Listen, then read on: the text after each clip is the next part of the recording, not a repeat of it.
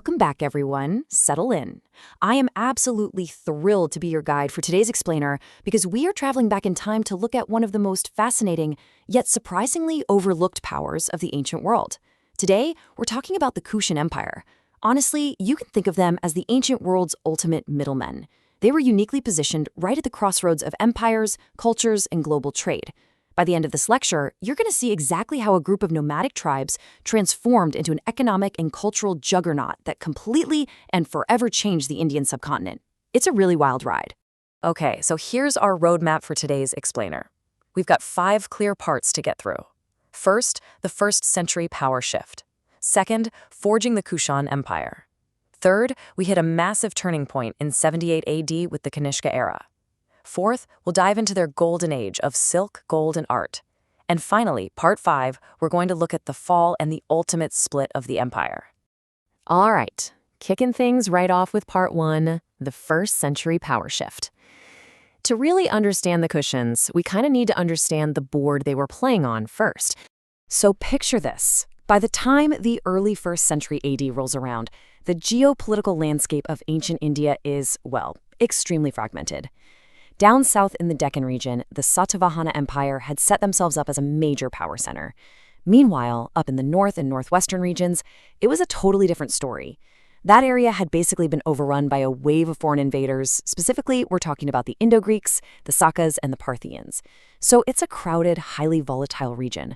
But then a massive shift happens. The Kushans actually cross the formidable Hindu Kush mountains. They arrive right on the Indian borderland, and they just completely replace the Greeks and Parthians, eventually sweeping in and conquering the Gangetic Valley. But who exactly were these guys?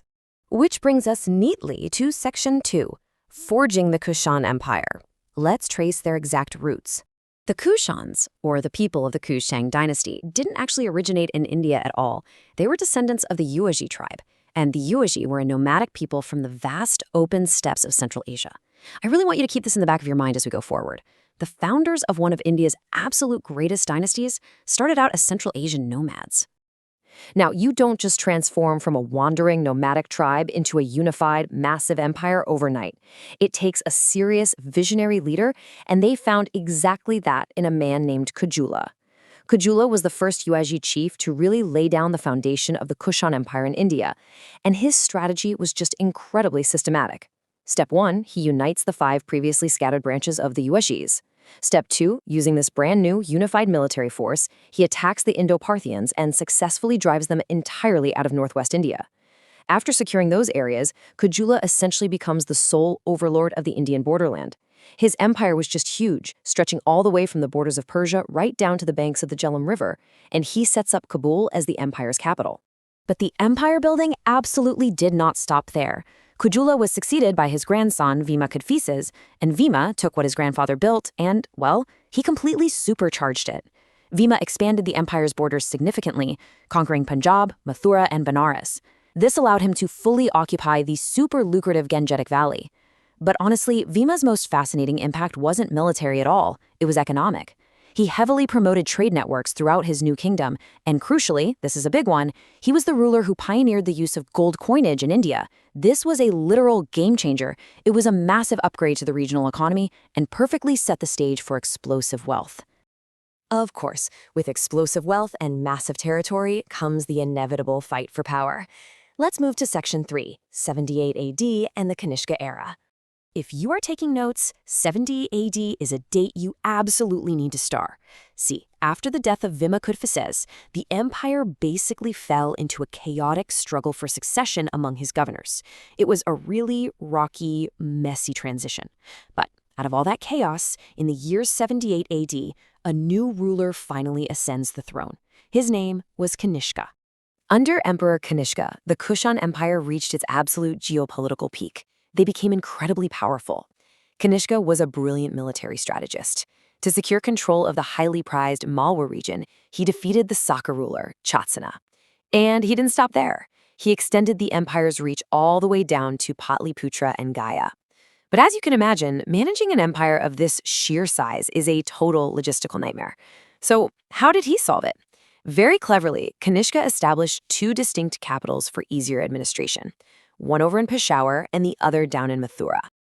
Now, even the greatest ancient emperors have their bad days, and Kanishka's ego definitely got the better of him when it came to his foreign policy.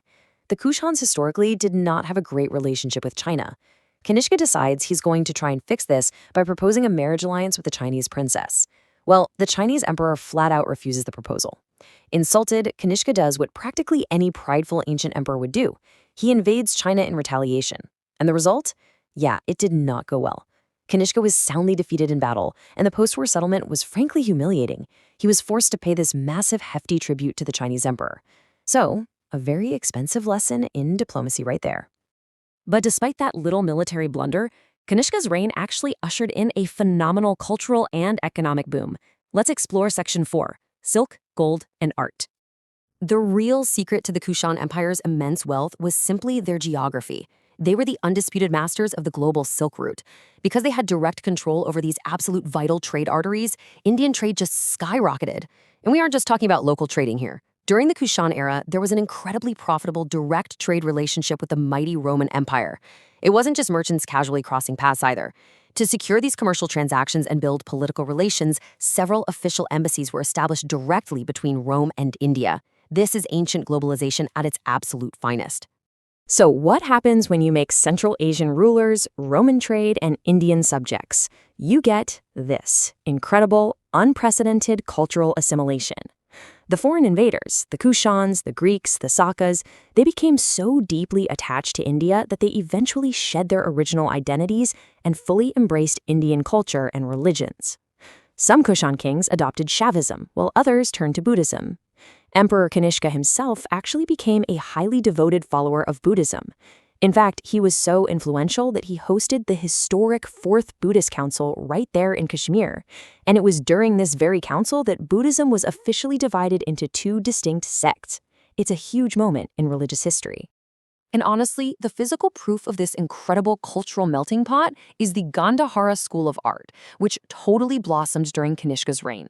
This wasn't your standard regional art. It is famously known as Greco-Buddhist art. It took traditional Indian art and aggressively combined it with Central Asian, Roman, and Greek artistic styles. Just imagine a beautifully carved Buddha statue, but it's draped in the flowing togas of a Roman senator.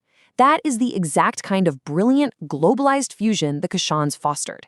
But, as we know, all golden ages eventually face a sunset. Let's move to our final section for today, the fall and empire split. The end of Kanishka's life actually contains this really striking bit of irony.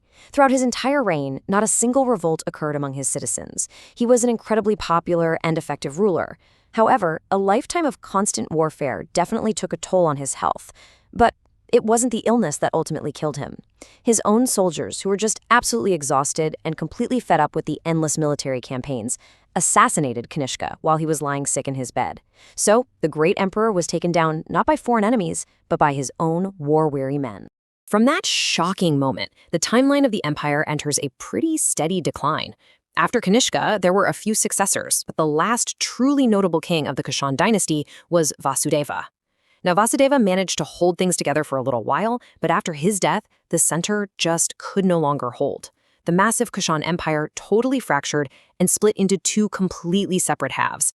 Suddenly, the geopolitical map was rewritten entirely. The western half of the shattered empire was quickly swallowed up, taken over by the Persians and the Huns. But the eastern half faced a very different destiny.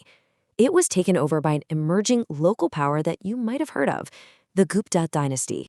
And that leads us to a really fascinating question to close out our lecture today. The Kushans came in as foreign nomadic invaders, yet they entirely assimilated. They promoted vast trade networks, they introduced gold coinage, and they sponsored tremendous artistic and religious growth. Going forward in our syllabus, we'll see that the Gupta Empire's subsequent reign came to be known as the absolute golden age of India. So as you pack up and review your notes tonight, I want you to ask yourselves, how did the infrastructure, global trade, and cultural blending established by these Yuezhi nomads lay the exact groundwork for India's greatest era? Think on that. Thank you so much for joining me for this explainer class. Keep studying, and I will see you all next time.